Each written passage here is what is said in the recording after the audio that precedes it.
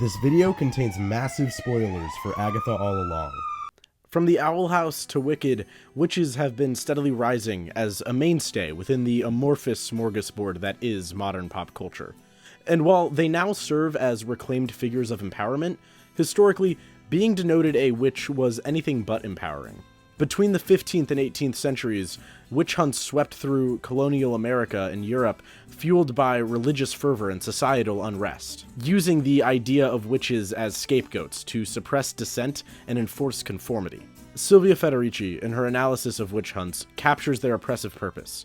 She writes, "Authorities simultaneously punished attacks on private property, social insubordination, and the propagation of magical beliefs, which presumed the presence of powers they could not control." This tension between the modern witch and her historically oppressed origins lies at the heart of Agatha All Along, a show following a ragtag coven who joined together to walk the witch's road, with promises of empowerment at its end. Yet, the road is revealed to be a cruel deception, a trap Agatha uses to exploit and siphon power from the desperate or naive witches who choose to put their faith in her.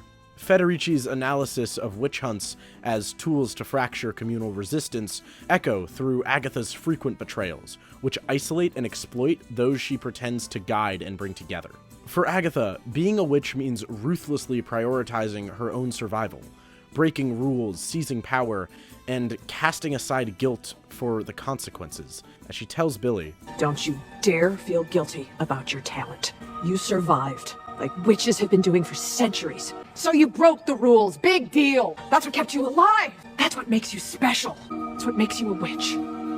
Amid this, Episode 7, Death's Hand in Mine, emerges as a striking counterpoint, focusing on the character of Lilia Calderu, as she learns to let go of her individual pursuit of power for the collective good of the Coven, reshaping how this show defines a witch into something beautifully radical.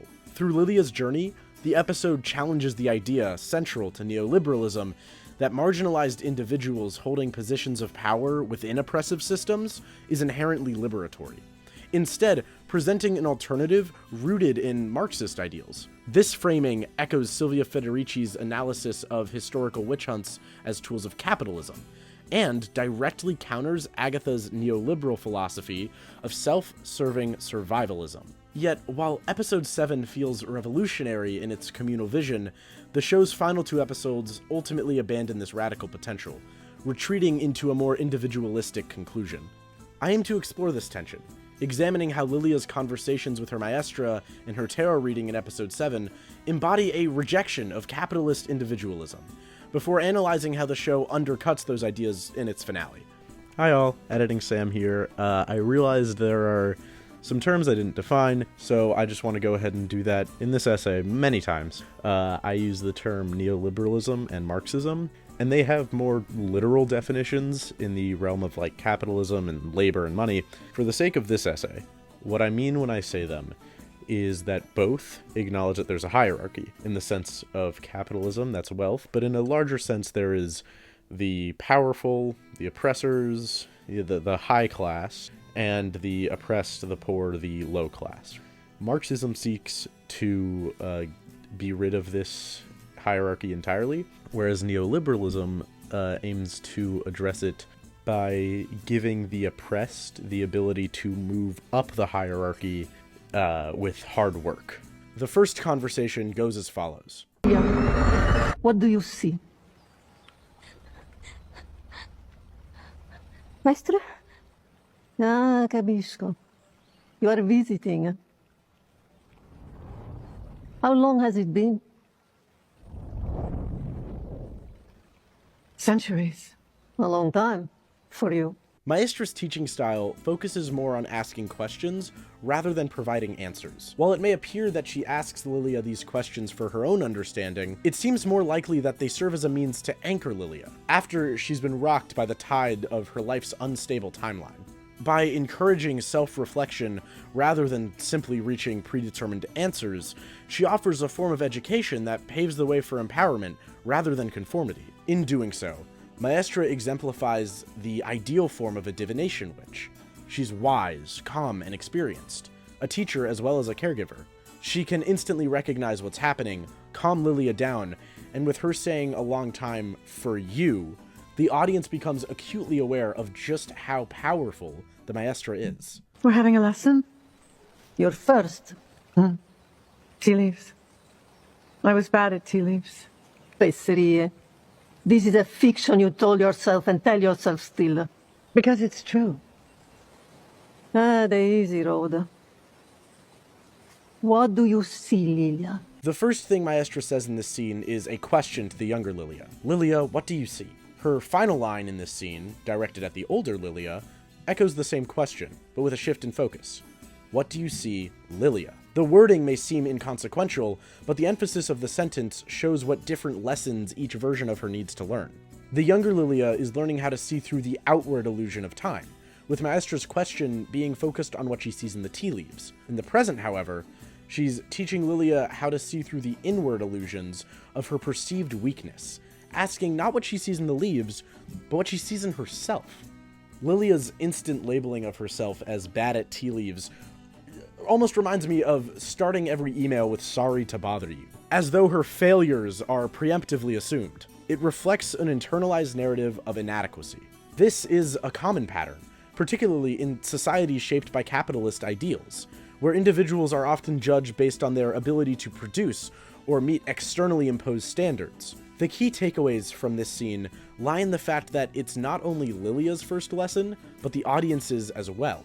The first thing Maestra teaches us isn't focused on magical abilities, but rather the grounded ability of looking past the comforting lies you tell yourself, and the lies that society, and in the case of this show, Agatha, has conditioned you to believe. It teaches us that divination is not only the practice of outward observation, but also inward revelation. Have you a coven? Huh. Che peccato. Which requires a coven.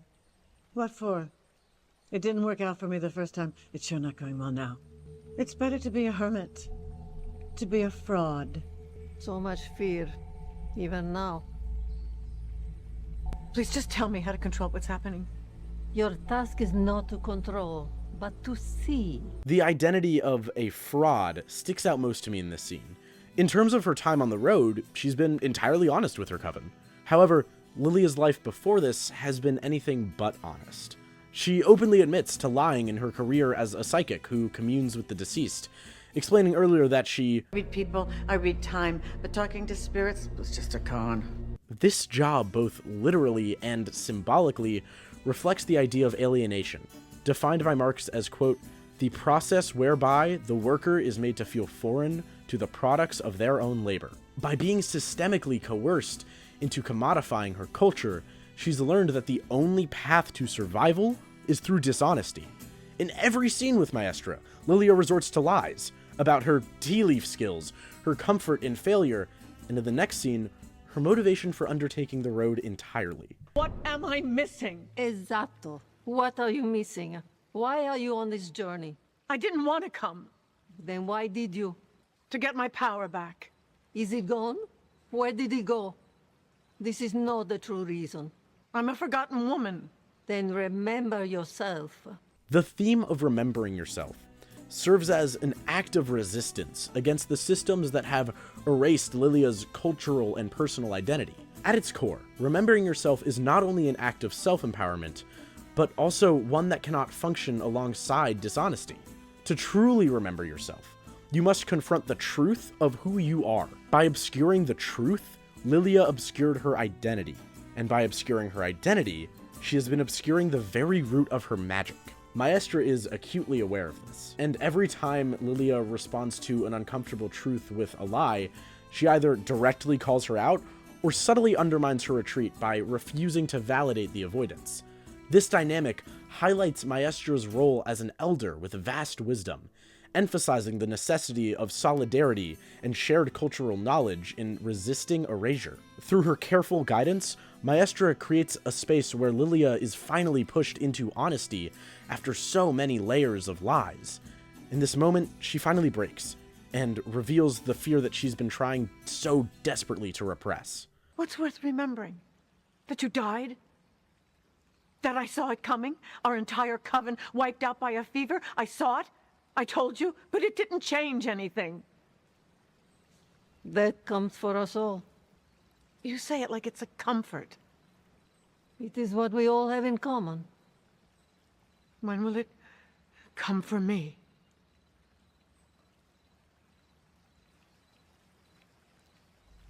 I was falling. I will fall. Yes. What will you do with your remaining time? The idea of death as a unifying factor is one that fascinates me endlessly, especially when considering Agatha's relationship to it. At this point in the story, both Lilia and Agatha fear death, and they do their best to avoid it. This fear of death, or more accurately, the fear of losing control over it, has driven both women into seclusion. They have tried to carve out spaces where they can control their fates, disconnected from the inevitable forces that bind them to others. Yet death, in its finality, is an undeniable force that we all share, and this truth holds the key to Lilia's eventual growth. Maestra, ever the wise, recognizes that death is not an enemy to be conquered, but a part of life to be accepted.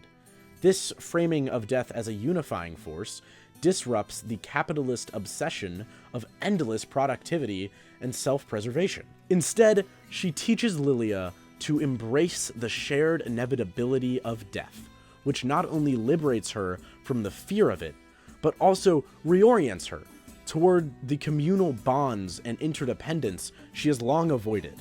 However, before Lilia can truly incorporate this lesson, she's haunted by an unanswered question. When will it come for me? The only thing Maestra doesn't respond to. In the silence, Lilia finally realizes what her first vision was. She was falling. She will fall. So what will she do with her remaining time?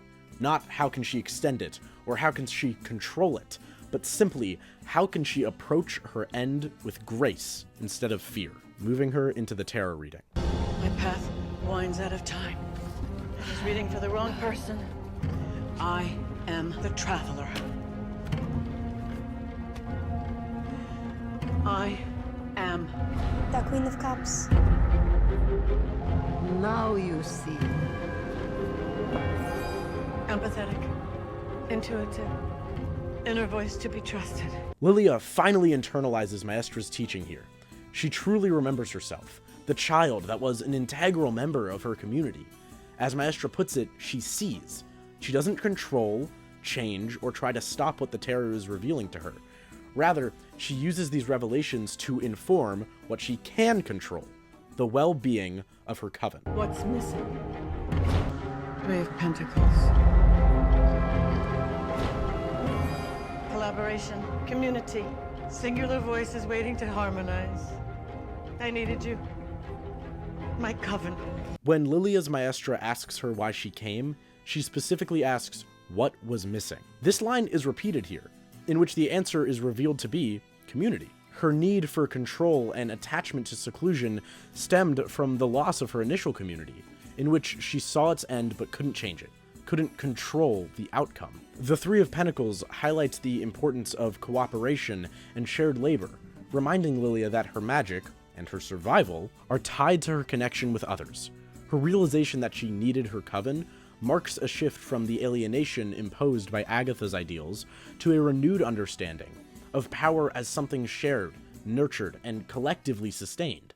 Path behind. The Knight of Wands. Full of fire. Fights bravely. While this video was intended for people who have already seen the show, in case you haven't, let me give you a basic rundown here. Alice was a protection witch that agreed to walk the road with Lilia, Jen, Agatha, and Billy. She gained her magic back and defeated her family's curse, getting what she needed from the road, but stayed with them anyway, and died in the previous episode trying to protect her friends. With that said, Alice's story reaches its apex not in her survival, but in her willingness to let go, a choice that redefines the trajectory of her arc. Her sacrifice to save Agatha transforms her death into something greater than an ending. It becomes the culmination of her values. In her final conversation with death, she insists, This can't be the end, it has to be the beginning. clinging to the hope of moving beyond mere survival into a life of purpose. Death's calm reply You're a protection witch. Yeah, You died protecting someone. reframes this hope, revealing that the meaning she seeks lies not in living longer, but in leaving behind a legacy of connection and care. It's a moment that directly opposes Agatha's philosophy of self-preservation and personal power. Where Agatha clutches desperately to immortality, Alice finds strength in mortality, embracing the idea that true bravery is not about extending one's own life, but in safeguarding the lives of others. Her death underscores the radical power of interconnectedness, a final act that speaks to the importance of fighting for something larger than yourself, a community, a future worth protecting. And with her being the path behind, Lilia's embrace of this lesson has been shown to have already occurred. Path ahead. High Priestess. Immense spiritual power, unable or unwilling to use it. When she's asked by Lilia to join her in helping Billy and Agatha instead of leaving the road, Jen's immediate reaction is simply, Why? not, I don't want to, or you're crazy for trying to help this woman, but simply, why would Lilia need her? It reflects a deep feeling of inadequacy, echoing Lilia's initial beliefs regarding her own power. The key difference lies in the fact that Lilia's lack of power was purely a perceived one, while Jen's was a literal severing of her magic at the hands of Agatha. But let's be real here. Jen has proven her worth time and again as the group's unofficial medic. Yet, despite Jen's proven value, Lilia's response to her is simple and profound. Because you are my sister in the craft. This marks a shift from a narrative of usefulness to one of belonging, emphasizing that community transcends individual utility. This unconditional acceptance of Jen starkly contrasts the transactional relationships Agatha frequently embodies. Speaking of Agatha, Obstacles. 3 of Swords. Heartbreak, sorrow, grief. while heartbreak, sorrow, and grief are the named obstacles, Agatha being framed in the card reading highlights her as an embodiment of these emotions, serving as both a barrier and a mirror for Lilia. While both women have endured a profound loss, their paths diverge dramatically over the course of the series. Agatha's isolation and pursuit of control lead her to reject reconciliation, while Lilia's arc emphasizes healing through connection. Sadly, the clash established in episode 7 becomes muddled in episodes 8 and 9, where the narrative struggles to maintain the clarity of its critique. While Jen's trial in episode 8 is well executed, the ending fight with death and the reveal that Billy created the road undermine a lot of episode 7's thematic relevance. The decision to end with Agatha and Billy teaming up feels particularly dissonant. Billy, as the audience surrogate, enters the story as a bright-eyed novice, eager to find his place in the Coven, reflecting our own introduction into this world. By having him team up with Agatha despite her lack of remorse or reparations for the harm she's caused, the show sends an unsettling message that her ideology is effective, even redemptive, despite her refusal to grapple with the destruction she's wrought. The windfall. Tower reversed. Disaster. Destruction. Sudden upheaval, but reversed. It means miraculous transformation. I hadn't realized until researching for this essay that the windfall represents an unexpected reward received before a journey's end. The framing of miraculous transformation as a gain distinct from Lilia's main motivation of empowerment is fascinating, particularly in what it suggests for Billy's arc. Transformation as an unexpected reward is seen in two ways for his character. Literally, through his reincarnation into William's body, and metaphorically, through pivotal character moments like standing up to Agatha. The series leans heavily into the literal interpretation, especially with reused shots from William's tarot reading, but I'd like to focus on how Billy's moments of character transformation shape his arc as a whole. If transformations are framed as rewards, it suggests that Billy's arc is unquestionably positive. But this framing presents a problem. By ending with Billy changing his initial views and aligning with Agatha, the show positions this choice as part of his growth, painting it as a victory rather than as a compromise of his integrity. Ultimately, Episode 7 posits that Billy's transformations signify positive change, yet his final decision reflects not growth, but capitulation. This tension is thrown into sharper contrast when compared to Lilia's arc, where transformation is not about defying death, but embracing it. While Billy and Agatha are framed as heroic in their defiance of mortality, Lilia's story suggests a radically different kind of empowerment, one rooted in acceptance of life's inevitable end. The destination. In the end, all roads lead to me. When Rio, Death, says, "All roads lead to me," it evokes Maestra's earlier line to Lilia, the easy road, delivered when Lilia chooses self-deception. This idea of a universal ending feels just as obvious as it does revolutionary. A more traditional narrative might allow Lilia to rewrite her fate by altering her patterns, but Episode 7 rejects this convention. Instead, it emphasizes that transformation doesn't shield us from death, but instead prepares us to meet it with grace. Lilia's arc, then, is not about evading death, but about improving the quality of her remaining time. By confirming that her death is inevitable, this episode makes an honest, almost defiant assertion. Extending one's life is not the ultimate goal. Living it fully is. In embracing this truth, Lilia does not gain any more time, but instead a better death. One that feels bittersweet, yet profoundly satisfying. The clarity in Lilia's arc only further highlights the disarray present in the finale's confrontation with death. Agatha's statement, You can't fight death.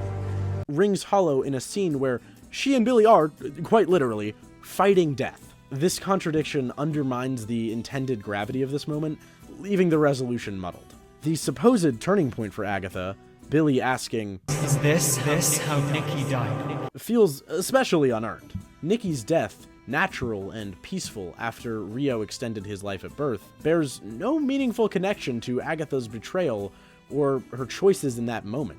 By framing Billy's questions as a revelation for Agatha, this show positions it as a catalyst for her change. But this falls flat without a stronger thematic link to Nikki's story. Agatha's later appearance as a ghost, with no indication of meaningful growth, only deepens this disconnect. In stark contrast, Lilia's death is a moment of breathtaking clarity. After securing the Coven's escape, she stays behind to face the Salem 7, declaring, You may not know this about the road, but when you successfully complete a trial, like I just did, it's not a good idea to overstay your welcome. Usually, something terrible happens. Disaster, destruction, sudden upheaval, like the Tower of Right. Every member of the Salem 7 falls on the swords that threatened the Coven just moments earlier, underscoring Lilia's triumph. By choosing to let go and embrace her death, Lilia ends her journey on her own terms. It's a bittersweet loss of a beloved character, yet her decision feels right. An act of self-empowerment that embodies the series' deeper themes of growth, transformation, and acceptance. The Marvel Cinematic Universe, especially in its shows, has an unfortunate habit of unfulfilling endings, and Agatha All Along is no exception. However, this doesn't mean Episode 7 isn't fantastic. Whether intentional or not, it introduces revolutionary ideas about power, community, and solidarity, concepts that are rarely presented so positively in mainstream media. This episode explores the potential for collective action and the rejection of hierarchical, individualistic power structures, holding the question, what does it mean to be a witch at its core? As the witch archetype continues to evolve on screen, we need to consider how we want it to be seen. Do we want to preserve the myth of witches as malicious, evil, and self-serving? Or do we want to challenge that idea and posit that witches are caregivers who have the power to create a better world? A world where people are driven by empathy and love rather than greed and fear. While changing the finale certainly wouldn't create a Marxist utopia, it would have been a step towards reimagining power and community. And as witches continue to be portrayed, I hope we can see them not just as figures of destruction, but as nurturing forces, capable of creating the world we so desperately need. And maybe start to see ourselves the same way.